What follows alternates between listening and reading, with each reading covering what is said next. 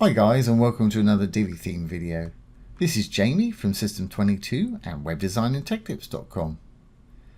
Well, we've got something for you today. If I scroll down the page here, we've got a little countdown timer with call to action. When it hits the top, it's going to stick there. And that's a great thing if you've got something to advertise or a special deal or an announcement that you want everybody to see.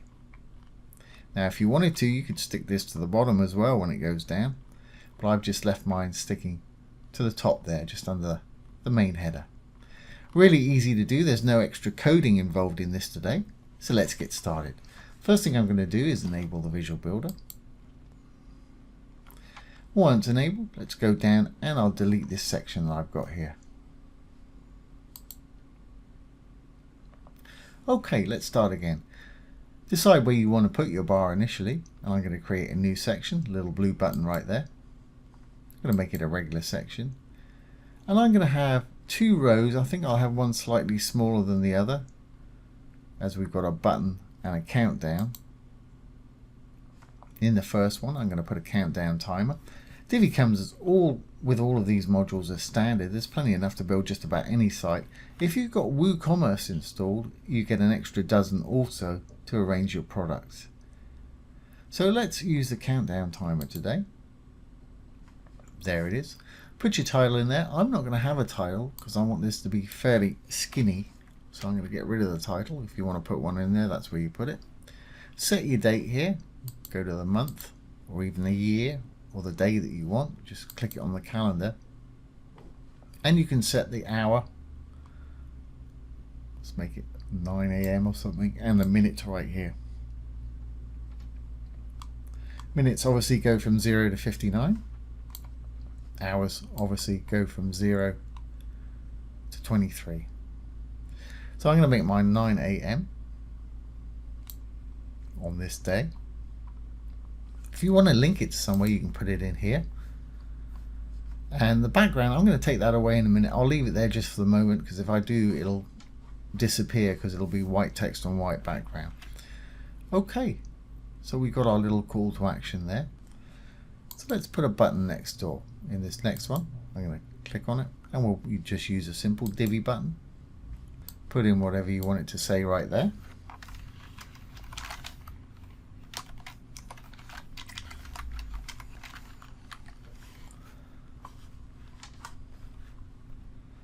Now my button, I think I'll go over to design.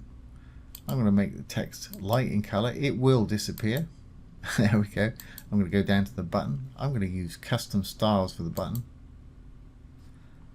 I'll leave the text as it is. I might take it down a little bit in a minute. I'm going to give our button a red background, and it's back right there. And on hover, I'll give it a different color. Now, common to most Divi modules, if you go up to the dark writing, hover over it, you'll find some icons. If there's a little arrow there, it'll let you set a desktop state, a regular state when the mouse is not on it, and a hover state, which obviously is when the mouse is on it. Let's make it green when we hover on it. Okay, we roll on down. I don't want a border on there. I'm going to leave the border off, so I'm going to just take that down to 0. Great. Well, we've got our little modules in place there. So let's just save this for a moment. We'll be coming back in, and I'm going to go into the section. I'm going to give my section the color that I want the background to be for our little strip that we're going to create. I'm just going to make mine black for ease of use. You've got color, gradient, image, or video if you want to. Color will work fine for me on this today. Okay, and while I'm in here, I'm going to take away any padding that's actually in the section so it becomes less wide. So I'm going to go over to the design tab, down to spacing. Simply going to put a 0 in the top, hit the chain, and it'll do the bottom. Don't have to put the picks in, it'll put it in there for you. As you can see, that's tightened that up a bit. We're going to be doing a little more adjusting as we go along. So now I'm going to save that. Let's go back into this one and remove the background. So we're back into our countdown timer, content tab, background. I'm simply going to trash it. There we go, we can still see our little characters there. Now I'm going to take them down in size a little bit. So I'm going to go over to design, Here's our numbers text. You can change the font and the style and everything you want right here if you want to. If you've seen any more of my Divi videos, you know that the actual fonts that they have are huge. They've got hundreds of fonts, and if you want to change them, just go in here, roll over one, and it'll show you an example of what the text is going to look like there. But I'm going to stick with the default. That's fine for me. But I am going to take it down in size. So you can roll it down, or you can simply type in a value if you want to. I think something like that will probably do. Let's round it off to 22 or something. There we go. Line height, I'm going to take that down a bit. That'll draw the actual days, hours, minutes closer to it like that. I think that's fine just like that. Great. Now I need to roll it up a bit. Now one thing I've noticed just seems to be with this module, on the back end here when we're in edit mode, it shows the positioning up here. When we go to the front end, it'll be down slightly, so we have to do a little readjust, but we'll take care of that in a moment. Okay, well let's go up and adjust our spacing here. So I'm still in the design. I'm going to close up the numbers text. I'm going to go down to spacing. I'm going to take away any padding that's on this too. So again, I'm going to put a 0 in there and just hit the chain. As you can see, that's going to tighten that up. It looks like I want to put it up a little bit, but I'm going to leave it there for a moment, and I'm going to adjust my button and the padding on my section, and we'll see what we've got on the front end before we do this. So I'm going to save this. I'm going to go into my row, green tab. I'm going to go to design, spacing, and I'm going to put a 0 in, and we'll adjust from there. There we go. And I want a little bit at the top and a little bit at the bottom, so let's say 10 pixels. I think that'll work. I want to make that button a little bit smaller, and we can pull that up a little bit, but I'm going to check it on the front end first. So let's save this. I'm going to make my button slightly smaller by taking that text size down. So I'm going to go into the button, design, going to go into the button. Here's the text size. I'm going to take that down to about 18, a little skinnier, just like that. Now I'm going to take a look on the front end. So I'm going to save this. I'm going to save the page changes. Save draft or publish if you're ready.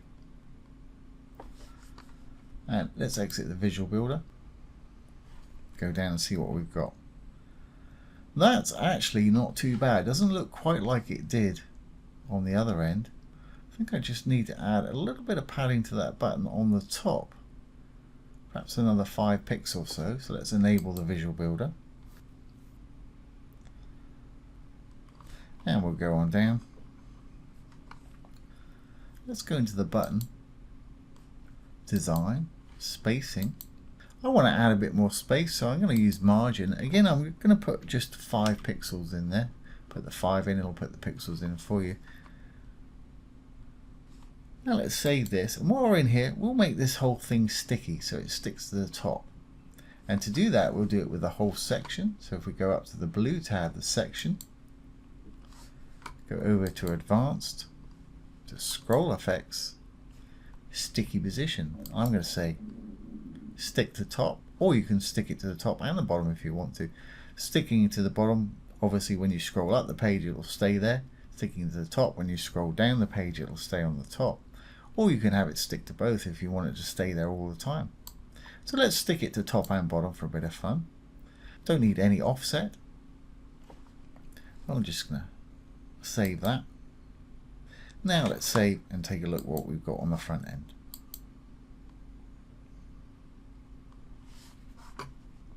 Exit the Visual Builder.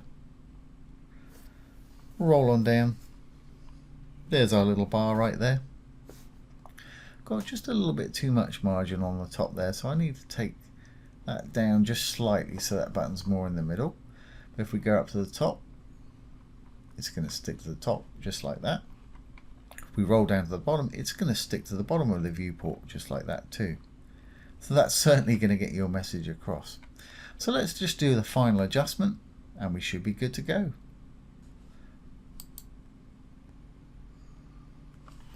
Going to roll down, going to go into my button and take that margin down slightly from 5 to maybe 3 pixels.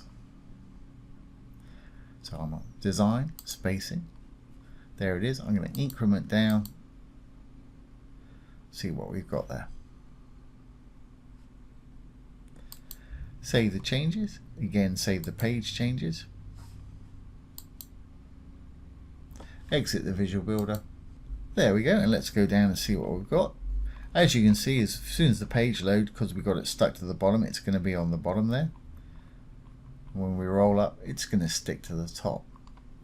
So there you go, guys. There's how to create a nice little countdown timer with call to action button that sticks to the top and bottom.